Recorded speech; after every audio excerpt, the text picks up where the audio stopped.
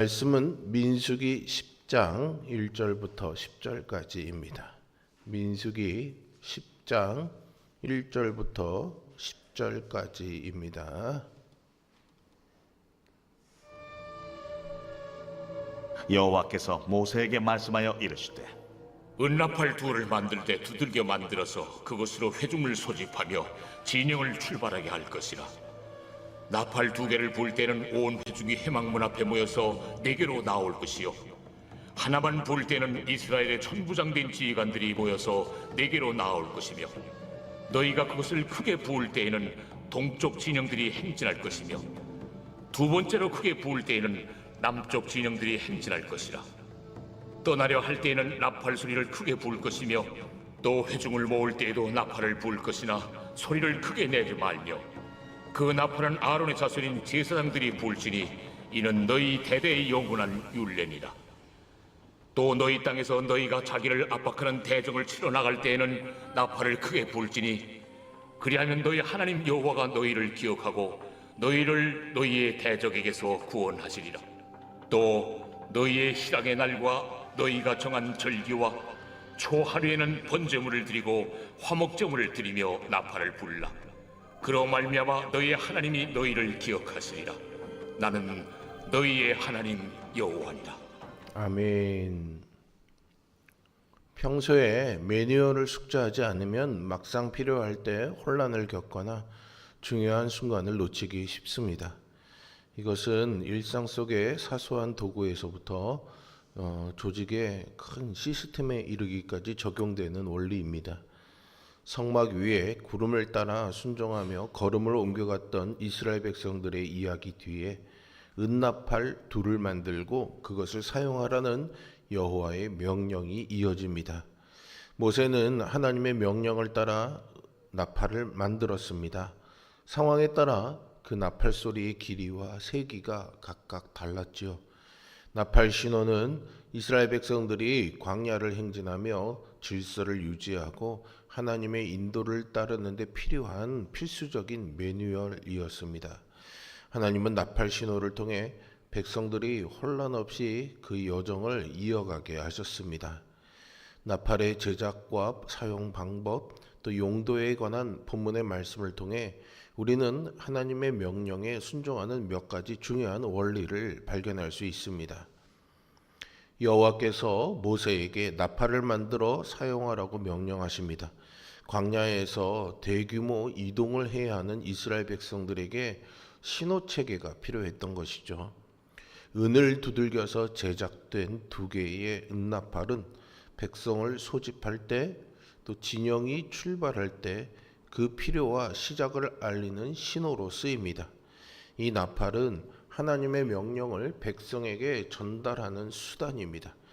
집결과 출발 신호를 위해서 쓰이는 나팔은 공동체가 하나로 일치해 질서 있게 움직이는 것이 중요하다는 사실과 이를 위한 소통의 수단이 필요하다는 사실을 알려주지요.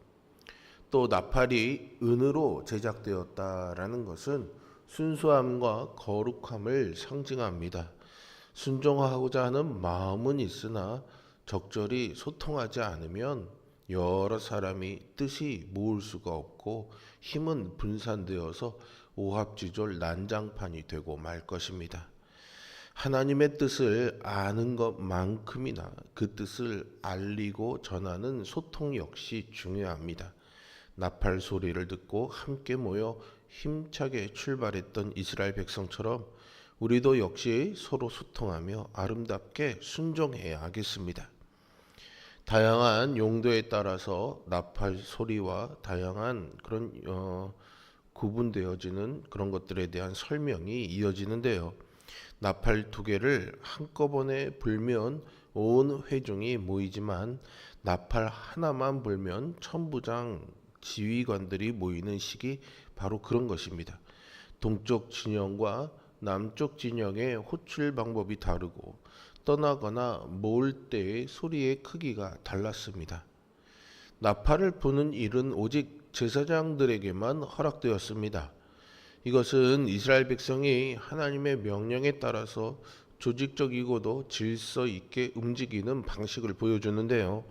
나팔은 백성들이 질서 있게 순종하도록 돕는 수단이었습니다.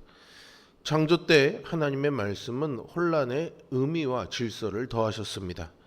성도도 질서 있게 순종해야 합니다. 교회 안의 조직과 운영은 효율이 아니라 순종을 위해서 필요한 것입니다.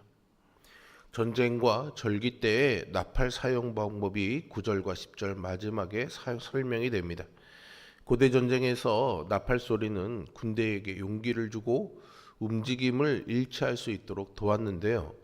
출애굽 과정에서 이스라엘은 대적들과 크고 작은 전투를 치러야 했습니다. 이때 은나팔 소리는 백성을 기억하시며 대적의 손에서 구원하시는 하나님을 기억나게 하는 중요한 도구였습니다. 또한 나팔을 절기와 제사를 위해 사용하라는 명령이 10절에 이어지는데요. 하나님을 기억하기 위해 지키는 날이 절기인데 나팔 소리를 통해서 하나님이 너희를 기억하신다라고 하나님이 약속하고 계시는 겁니다. 전쟁과 절기를 대비해 나팔을 불며 하나님을 기억하는 백성, 하나님이 기억하시는 백성으로 살라고 요청하는 것이죠. 나팔 소리를 듣고 전쟁과 절기를 대비했던 이스라엘 백성처럼 우리 역시 하나님을 기억하며 하나님께 기억되는 그런 백성으로 살아갈 수 있기를 바랍니다. 이스라엘 백성은 나팔 소리에 따라서 행군하고 전투를 치루었습니다. 하나님의 제사장으로 세움받은 우리도 모두가 나팔을 불어야 할 책무가 있죠.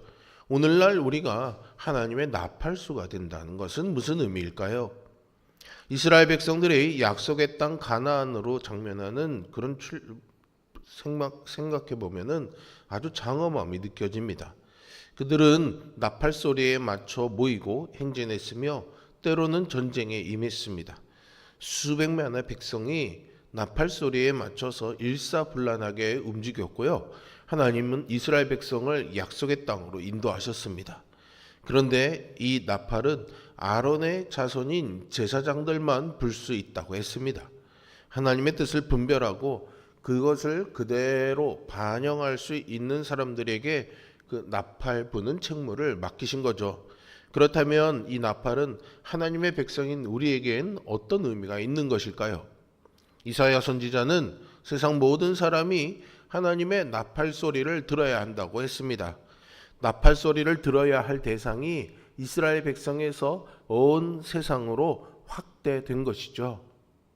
온 세상에 나팔 소리를 들려주시려고 하나님은 우리를 제사장 삼으셔서 복음을 전할 나팔수가 되게 하셨습니다. 우리는 하나님의 자비와 긍휼의 복음을 목청껏 크게 외쳐야 합니다. 만약 우리가 하나님이 주신 나팔을 가지고도 하나님을 등지고 살아가는 사람들에게 경고하지 않는다면 하나님이 그 책임을 우리에게 물으실 것입니다.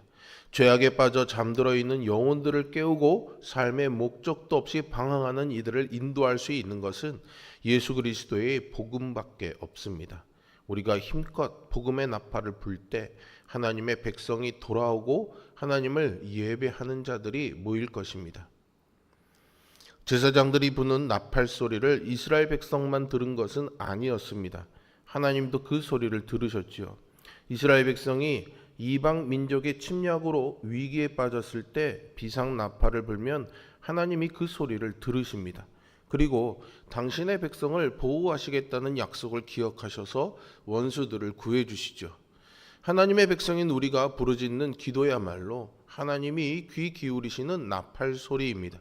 우리가 고난에 처해 있을 때 혹은 세상의 죄악의 유혹이 밀려올 때 우리는 하나님의 도움을 구하는 기도의 나팔을 불어야 합니다. 우리 자신뿐만 아니라 열방과 나라를 위해 그리고 지체들을 위해 중보의 나팔을 불어야 합니다. 하나님은 우리를 성벽 위에 파수꾼으로 세우셨습니다. 파수꾼은 보초를 서는 동안 한눈을 팔거나 잠들어서는 안 되죠.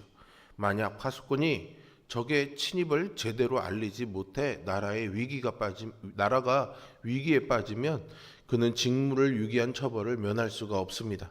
그러므로 우리는 기도의 나팔을 계속 불어야 합니다. 사무엘 선지자는 자신의 책무가 백성을 위해 기도하는 것임을 잘 알고 있었습니다. 그는 백성을 위해 기도하지 않는 죄를 절대로 범하지 않겠노라 약속하기도 했지요. 하나님의 백성이 기도하지 않는 것은 죄악입니다. 기도의 나팔을 손에 든 채 잠들어 있다면 우리가 먼저 깨어나야 하는 것이죠. 부디 하나님 앞에 나아가서 간절한 기도를 드림으로 이 나팔수의 책무를 다하는 이 새벽 시간이 될 수 있기를 소망합니다. 이스라엘 백성은 제사장들이 부는 나팔 소리에 맞춰서 모이기도 하고 행진하기도 하고 멈추기도 했습니다. 하나님은 우리를 왕 같은 제사장이라고 말씀했습니다. 우리를 제사장으로 세우신 뜻에 맞게 우리는 복음의 나팔을 크게 불어야 하겠습니다. 또 열방과 이웃과 자신을 위해 기도의 나팔을 불어야 합니다. 우리가 부는 나팔 소리에 잠들었던 자들이 일어나고 하나님의 구원이 임하게 되기를 소망합니다. 하나님은 이스라엘 백성에게 나팔 소리를 따라 살라고 명령하셨습니다. 지휘관들과 백성이 소통하며 질서 있게 싸움을 대비하며 살아가라고 요청하셨습니다.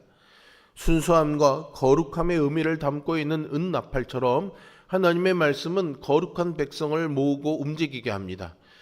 그 명령을 따라서 소통하며 질서 있게 대비하며 살아가는 우리가 되어야 하겠습니다. 나팔 소리는 이스라엘 백성에게 하나님의 명령을 전달하는 도구였고 백성이 하나님의 인도에 따라 질서 있게 움직이게 하는 역할을 했습니다. 우리도 하나님의 음성에 귀 기울이며 그 뜻을 분별하고 순종해야 하겠습니다. 나팔 소리를 통해 백성을 기억하시고 은혜를 베푸셨던 하나님은 우리의 기도와 예배를 통해서도 동일하게 응답하실 것입니다.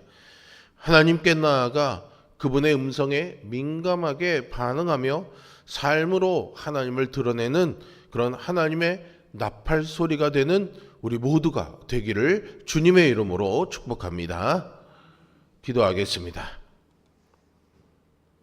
전능하시고 살아계신 아버지 하나님, 우리에게 하나님의 말씀의 소리 듣게 하여 주시고 우리 또한 하나님의 나팔수가 되어서 하나님께 고하는 기도자가 되게 하여 주시고 또 세상에 복음을 전하는 그런 하나님의 소리로 살아가게 하여 주시는 은혜 주심을 감사를 드립니다. 이스라엘 백성들이 하나님의 나팔 소리에 맞춰 일사불란하게 움직이며 살았던 것처럼 우리 또한 하나님의 말씀에 맞춰 질서 있게 살아가는 은혜를 허락하여 주시옵소서. 또한 우리에게 주시는 말씀을 하나님께 고하는 기도의 나팔수가 되게 하여 주시고 세상에 복음을 전하는 나팔수로 살아가는 은혜 누리게 하여 주시옵소서. 오늘도 우리와 함께 하여 주시고 그렇게 말씀하여 주시는 하나님의 은총을 따라 한 걸음 한 걸음 인생의 걸음을 걸어갈 수 있는 은혜로 우리를 이끄시기를 소망하며 예수 그리스도의 이름으로